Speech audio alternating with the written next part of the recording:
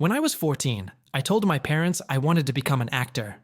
Not in a passing, "oh, that sounds fun" kind of way. I meant it. I was obsessed. I watched old black and white films on weekends, memorized monologues, practiced facial expressions in the mirror. I even tried to learn how to cry on cue. But my parents? They thought it was a joke. "Be realistic," my dad said, without even looking up from his newspaper. "Acting's not a real career. It's a pipe dream." My mom was a little softer, but just as dismissive. "You need a backup plan, honey. Something to fall back on." I didn't need a backup plan. I needed their support. But from that day forward, I stopped talking to them about acting.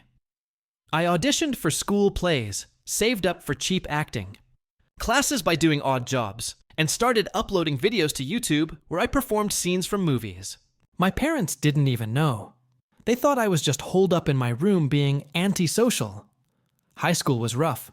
My grades were average because my focus wasn't math or science. It was passion. While other kids worried about SAT scores, I was rehearsing lines or editing skits in my closet with a lamp as a spotlight. I didn't get into any prestigious college. I didn't even apply. The moment I turned 18, I packed 2 bags, took the $700 I had saved over 2 years, and moved to Los Angeles. My parents called it a meltdown. They told my relatives I had gone off the rails.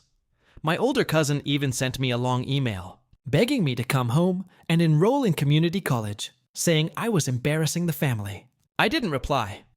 Life in LA was brutal. I couch surfed. I waited tables at a diner that served greasy waffles and watery coffee. I slept in my car twice when I couldn't make rent. But in between all that, I acted. I took any gig I could find. Student films, background roles, commercials for local carpet stores. I joined an improv group that paid in pizza and exposure. And then, something clicked. A video of me doing a ridiculous impression of a 90s action star went viral. Suddenly, I had an agent. Then I landed a 2-line part in a Netflix original. It wasn't much, but it was something. From there, it snowballed. Slowly at first, then fast. By the time I turned 24, I had a recurring role on a moderately successful TV show. Not A-list, but definitely not unknown. People recognized me on the street. I had a fan base. My parents? They still hadn't called. Then, during Thanksgiving, 5 years after I left, I got a text from my mom. "Saw you on TV! Wow! So proud of you! Grandma says hi!" I stared at that message for a long time. Proud? Now? I didn't respond. The next message came a few days later. "We told everyone at church that you're our son. They couldn't believe it. You're famous." No apology. No mention of the years I spent struggling, alone.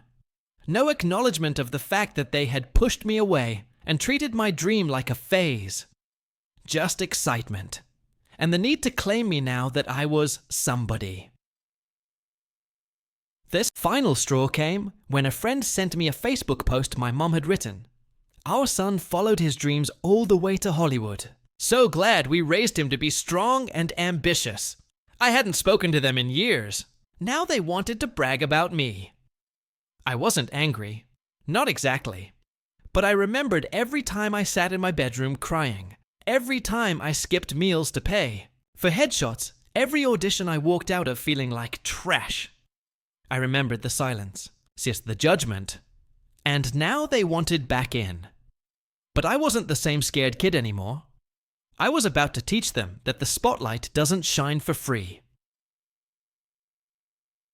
After seeing that Facebook post, I sat in my apartment, the one I paid for with my own, sweat, rejection, and persistence, and stared at the screen for a long time. I felt numb. I didn't reply to my mom's texts. I didn't like the post, but I didn't block them either. I just let them float in their own delusion, posting, like proud parents while completely erasing the fact that they'd once told me I was throwing my life away. A few weeks later, I got a call from my dad. Yes, a real phone call. I almost let it go to voicemail, But curiosity got the better of me. I answered. "Hey, son," he said, overly cheerful. "Your mom and I were just talking.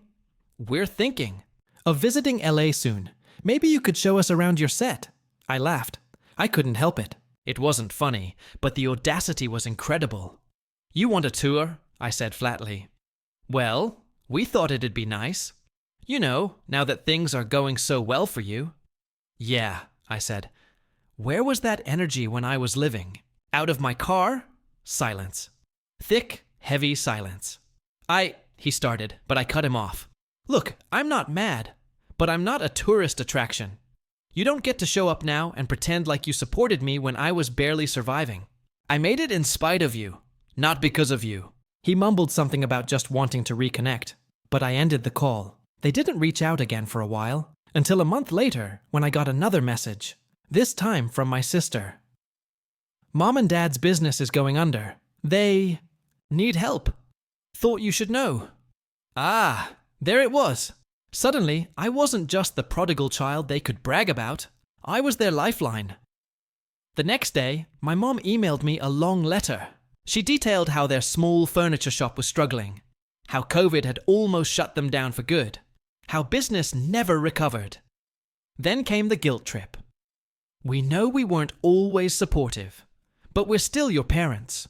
We raised. You gave you a home. We just need a small loan, something to help us stay afloat." I stared at the email for a long time. Here they were, asking the same person they once called delusional for a bailout. The same person they left to fend for himself because he refused to give up on his dream. Did I owe them anything? They had put a roof over my head when I was a kid.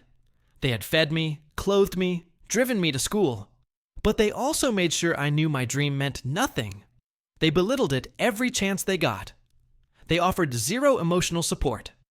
And now that I had something they needed, they expected me to show up like a loyal son. It wasn't just about money.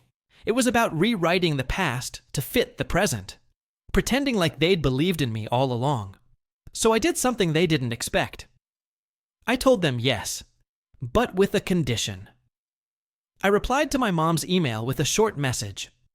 "I'm Mon, willing to help, but only if we have a real conversation first, about the past, about what happened, and about how we move forward. No pretending, no guilt tripping, just honesty." She didn't respond right away. But a week later, she and my dad joined a Zoom call I scheduled. For once, they didn't open with small talk or fake pleasantries. My dad looked tired, older. Then I remembered. My mom had clearly been crying. "I don't know how to begin," she said. "We were wrong. About everything."